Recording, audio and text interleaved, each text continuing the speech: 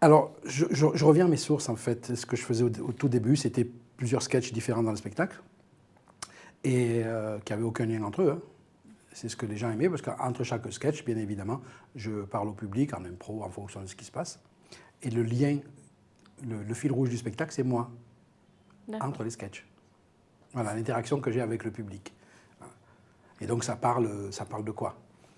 De mon voyage à Rio, par exemple, ce que j'ai vu là-bas, ou les bus de Marseille, le chauffeur de bus de Marseille, ou le joueur de boules.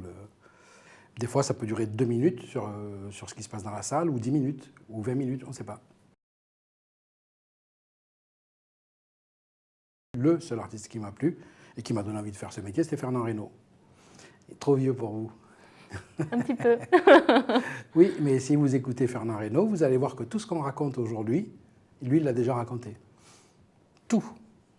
Tous les sujets qu'on traite aujourd'hui, il les a traités déjà. Et Pour le plus bel exemple, c'est un sketch de Pierre Palmade, le commandant là, de Pierre Palmade, quand il se fait réveiller à 5 h du matin par tout ça. Écoutez, le sketch de Fernand Reynaud, il existait bien avant que Palmade le fasse. Je suis, on va dire, le plus ancien, marseillais, hein, humoriste marseillais, donc oui, je les ai tous vus débuter, je les ai vus jouer, ils ont tous, dans leur style, ils sont tous excellents, tous sans aucun problème.